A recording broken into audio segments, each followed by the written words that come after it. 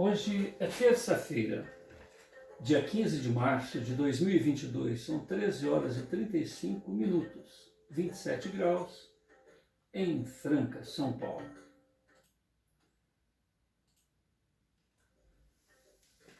Nós estamos realizando o culto cristão no lar e optamos pela leitura desta obra. Lendas do Oásis, autor Malbatã. Malbatã, o mestre, escreveu contos e lendas que vêm fascinando gerações e gerações de leitores.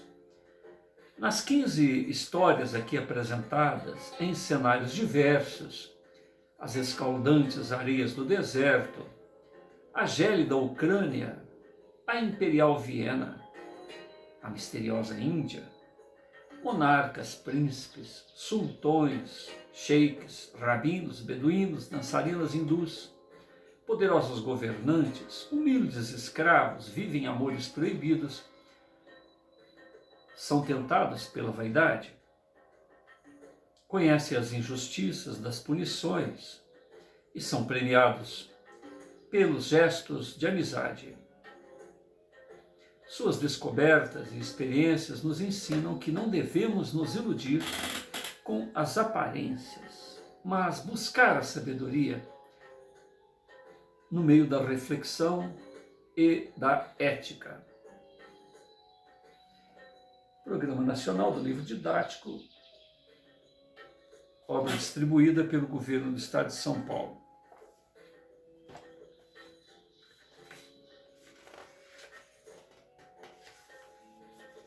Nós estamos então à página 27, sob o título Maktub. Malbatã faz uma dedicatória no início da obra. Escuta, beduína, escuta. Quando abandonaste a minha tenda, tomei o cálamo, tomei do cálamo, e escrevi o teu nome na capa do meu Alcorão. Yasra. E todos os dias, no milênio ou no silêncio da prece, a saudade vem como tigre dos juncais, bramir no fundo do meu coração.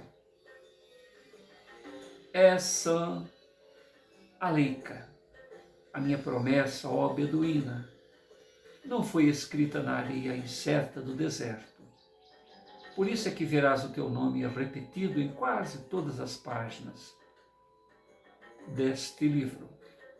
Só Alá sabe a verdade. Wassalam. Oásis de Alib, 7 da lua de Rebiá, 1904, Malbatã. Página 27 da obra Lendas do Oásis, Maktub, uma lenda árabe. Maktub estava escrito. Afirmam os historiadores que do túmulo de Sidi Yaqub,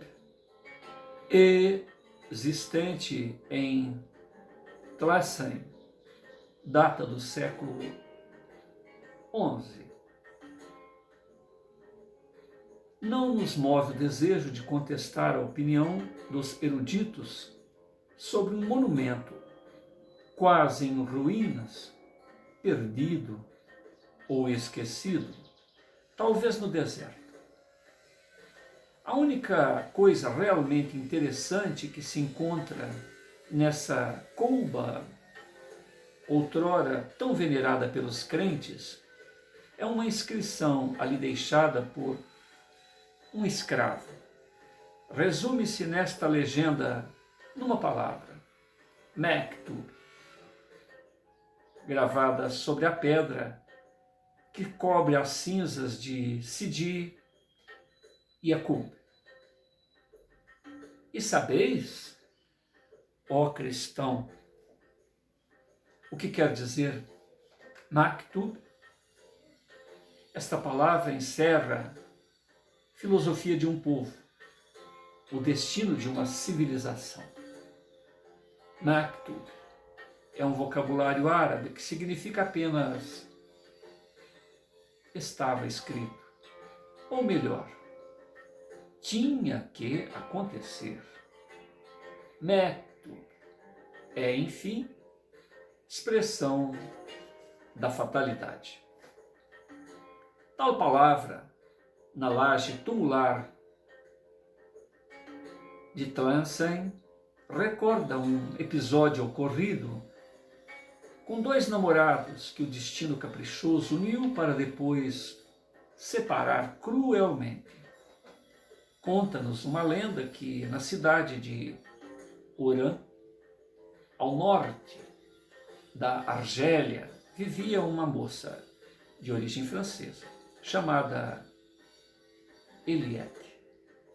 Era filha de um negociante cristão de Marsella, que se estabelecera, levado pelas necessidades de sua profissão, sob o céu da África.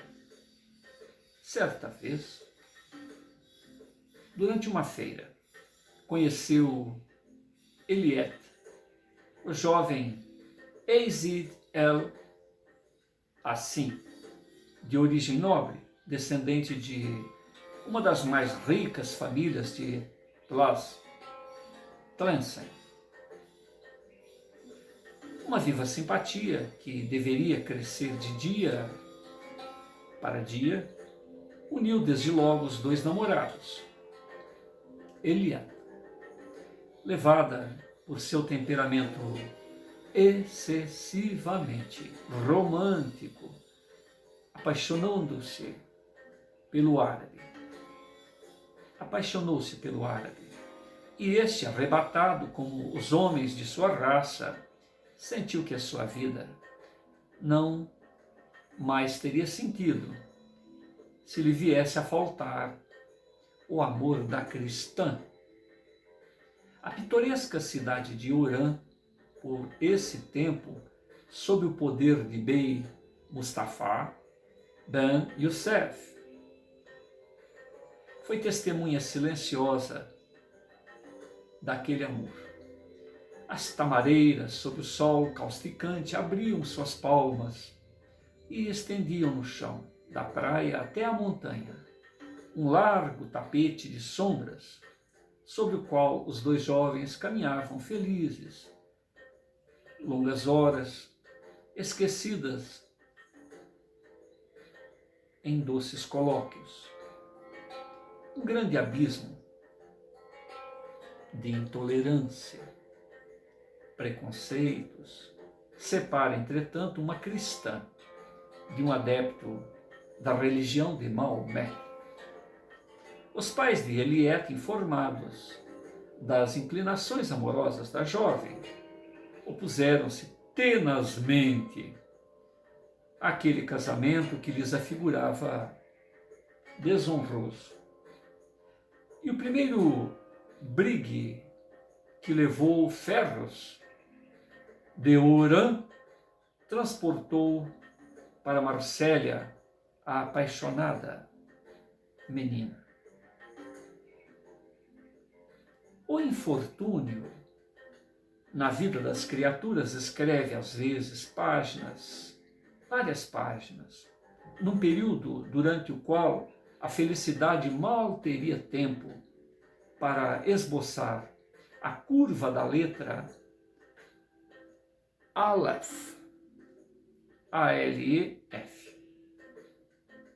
A infeliz Eliette, ferida tão rudemente em seu delicado coração, não soube resistir. Adoeceu gravemente em consequência daquele golpe iniciado pela separação e concluído pela desesperança. Sentindo avizinhar-se dela a sombra da morte, mandou chamar em segredo um imã que vivia, imã O Islã não admite sacerdotes. O imã desempenha apenas as funções de oficiante nas orações diárias da mesquita. Sentindo avizinhar-se dela a sombra da morte, mandou chamar em segredo um imã que vivia no porto, entre aventureiros e embarcadiços. Quero morrer, confessou ela entre soluços ao velho maometão. Na religião de Alá, que é a crença do meu noivo, a vida nos separou. Quem sabe se a morte não irá pôr termo a esta separação. E morrendo fiel à religião que os árabes professam, terei o consolo supremo de encontrar no céu muçulmano, aquele que tanto amei na terra. Se o teu desejo é sincero, menina, respondeu o imã, não porei dúvida em servir de testemunha a tua conversão. Basta para isso que pronuncies 3 vezes a nossa profissão de fé. Eliette, sem hesitar, assim falou: declaro só um Deus, que é Alá, e que Maomé é o profeta de Alá. Declaro que só há um Deus, que é Alá, e que Maomé é o profeta de Alá. Declaro que só há um Deus e que Maomé é o profeta de Alá.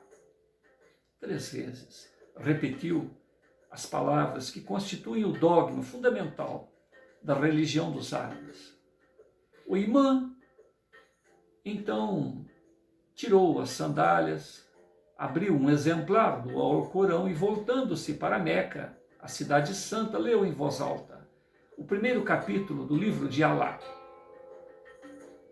Bismillahi al-Mahir Rahim. Em nome de Deus, clemente, misericordioso, louvado seja o onipotente Criador de todos os mundos. A misericórdia é em Deus o atributo supremo. Nós te adoramos, Senhor, e imploramos a tua assistência divina. Conduze-nos pelo caminho certo, pelo caminho daquele que são esclarecidos e abençoados por ti. E quando Azrael, o anjo da morte, veio buscar Eliette, encontrou-a convertida à religião do Islã, e a alma da boa e desditosa menina foi levada para o seio de Alá, clemente e misericordioso. No mesmo dia em que Eliette expirava em Marsella, o sheik Yazid al-Hassin agonizava no fundo de sua tenda no oásis de Eudad, perto de Tlemcen. Junto ao leito do desventurado moço, aguardava-se apenas 2 pessoas, um escravo, que a dedicação extrema impedira de abandonar o sheik, e um frade, que ali fora ter, anuindo a um chamado. O sacerdote era um desses missionários que percorrem durante longos anos os desertos africanos em trabalho de catequese. A declaração do jovem muçulmano deixou, de certo modo, surpreso. Confessou o sheik que nutria o vivo desejo de morrer na paz da igreja, pois só assim poderia encontrar entre os bem-aventurados com a noiva, que era cristã. A salvação daquela alma iluminada pela fé no derradeiro momento comoveu o bom sacerdote. Fora Deus, na sua infinita misericórdia, que o conduzira àquela tenda. Cumpria, pois,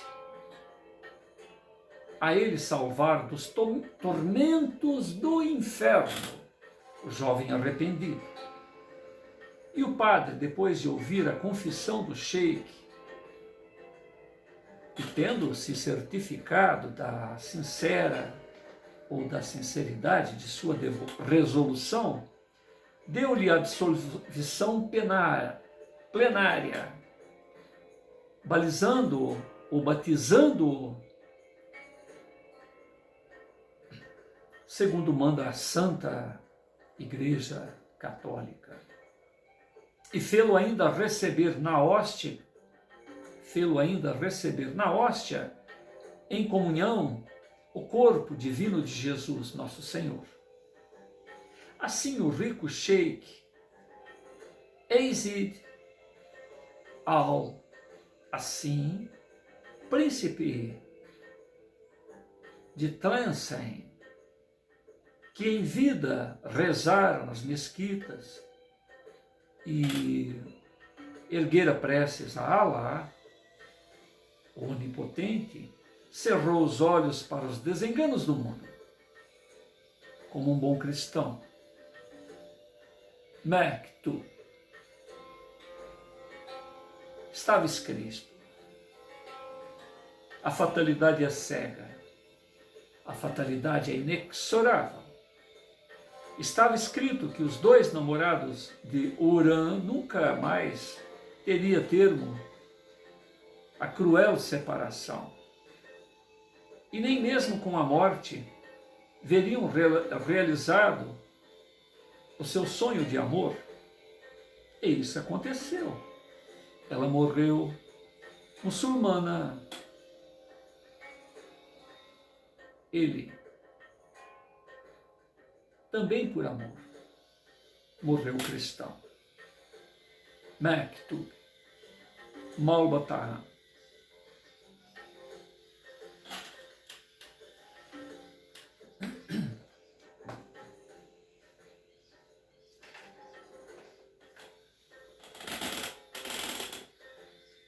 Senhor Jesus,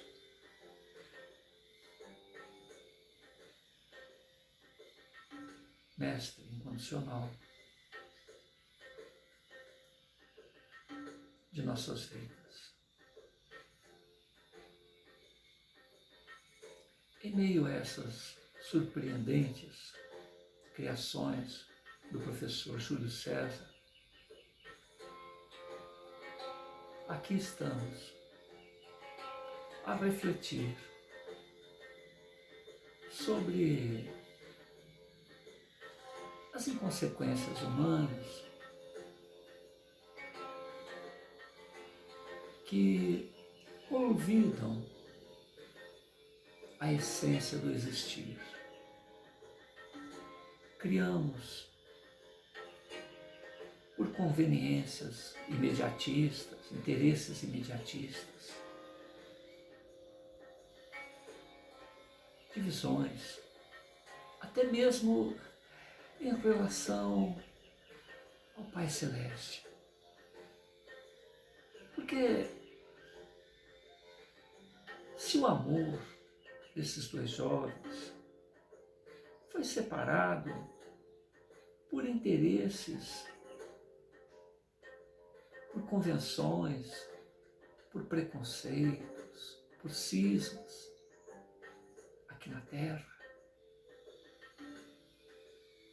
certamente aqueles que fisicamente ausentes se encontram certamente, estando ligados desta maneira com que foi narrado eles nunca tiveram longe um do outro. O amor é esta força divina que nos liga de um extremo ao outro de uma galáxia.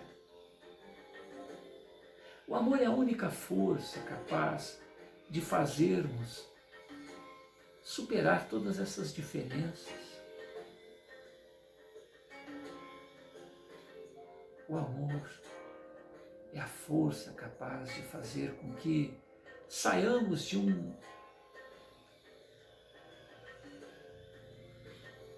estado qualquer e evolucionemos rumo a essa força galáctica.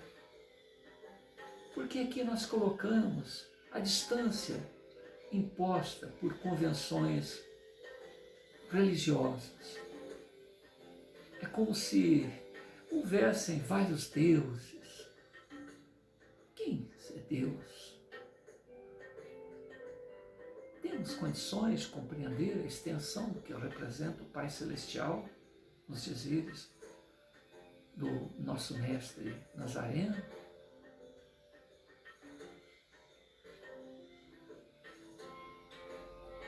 Nós estamos presos às convenções de um grupo religioso. Estamos todos muito atarefados em colocarmos o Pai Celeste dentro das convenções humanas. E, ao olharmos a natureza, desde o macrocosmo, desde os brilhos que nos chamam a atenção toda a noite das estrelas, a olhos vistos, a olhos nus, muitas das vezes encoberto pelo movimento, pela dança das nuvens, que muitas das vezes nos molham o rosto com sereno.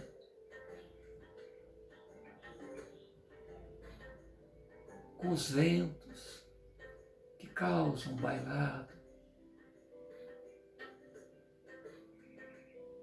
desta pintura cósmica em desenhos itinerantes e metamorfoseados ao sabor da imaginação de quem nos olha. Junta-se o matiz de toda a natureza que nos cerca. O som dos pássaros, o coachar dos batraques.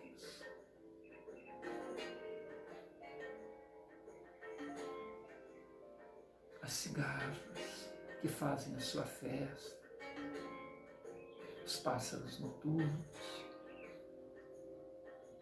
enfim, ao nosso redor é uma sinfonia de perfume,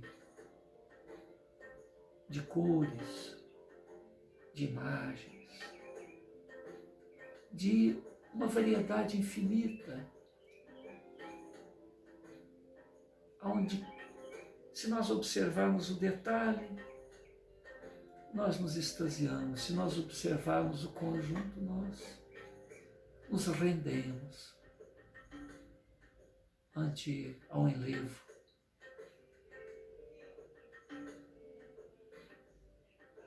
Para aqueles que conseguem ver, além do chão da terra, centenas de milhares, bilhões de decalhões de galáxias, de sistemas, de ilhas estelares e de multiversos. Quanto nos apequena e quanto nos torna imbecis querermos nominar o inominável, limitar o ilimitado, Nós temos apenas que nos render a esta grandeza cósmica que onipresentemente tutela, dirige, abençoa,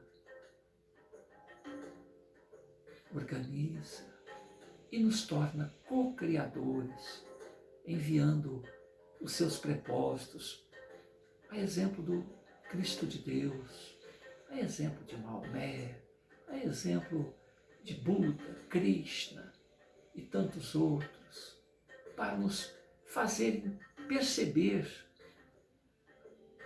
a herança divina de que todos estamos investidos. Lembrarmos que somos deuses, filhos de peixe, peixinhos somos, filho de Deus, deuses, todos os somos. E esta chama crística, esta pequena fagulha da grande labareda que representa o autor da vida,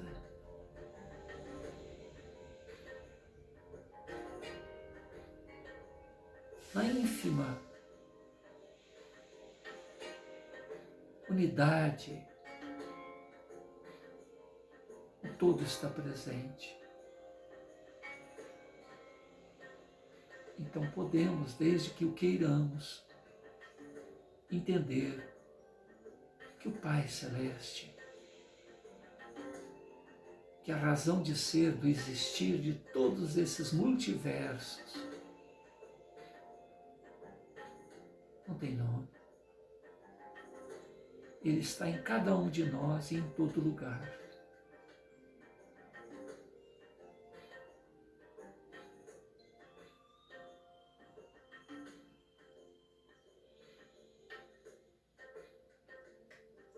Todos somos imortais.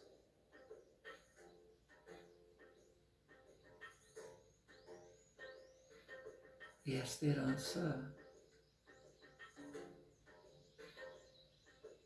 é irrecusável. Ou compreendemos, ou vivemos ridiculamente. Em nome do amor, 2 jovens decidiram, ao final da vida,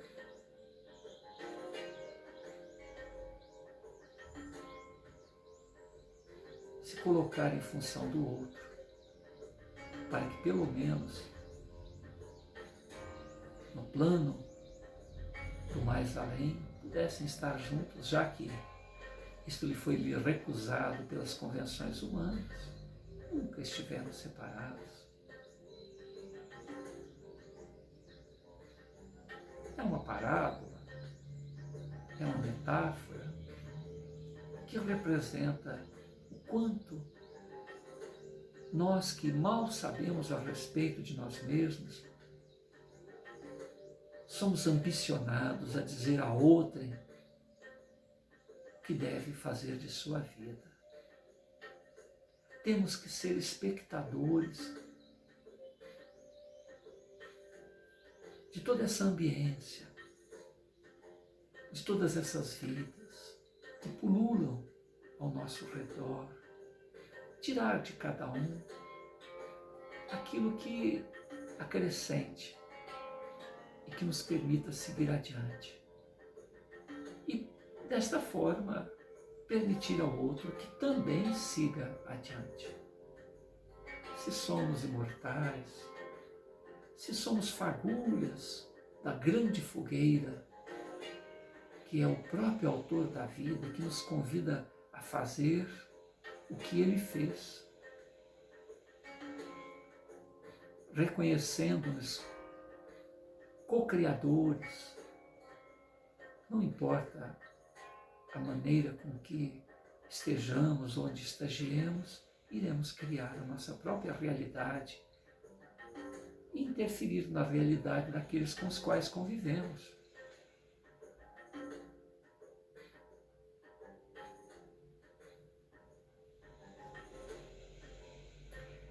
Diante disto, diante desta compreensão,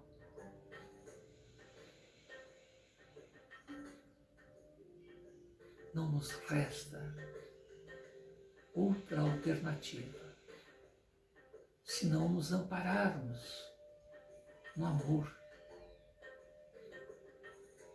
fazer ao outro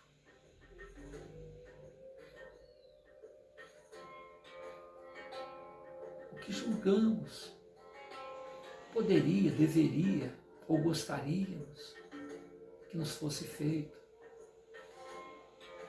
Amar incondicionalmente, permitir ao outro errar.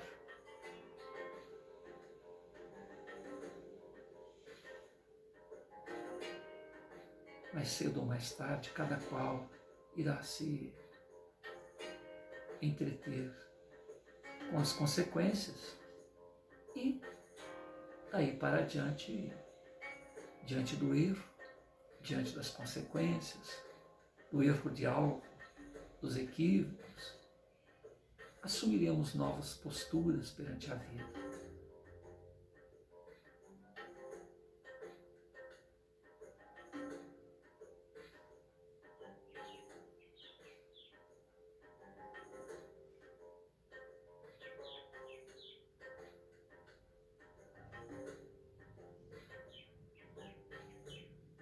Que nossas vidas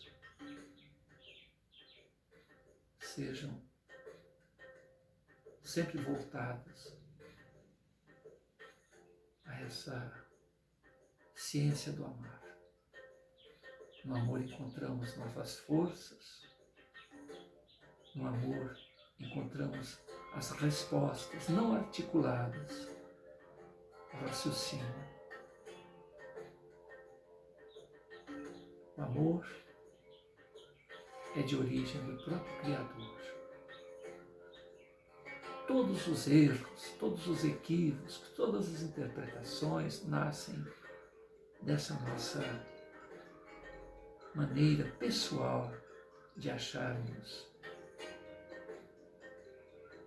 o tarefeiro da verdade, o dono da verdade, o responsável por conduzir o outro, sendo que sequer sabemos de nós mesmos. Somos crianças. No intervalo de aulas, trocando experiências e de espírito aberto ao novo, cientes de que somos tutelados por aquele que tudo pode, que tudo corrobora para que estejamos sempre um passo mais adiante e mais para o alto. Sigamos seguros de que no amor teremos as nossas melhores escolhas. Muita paz.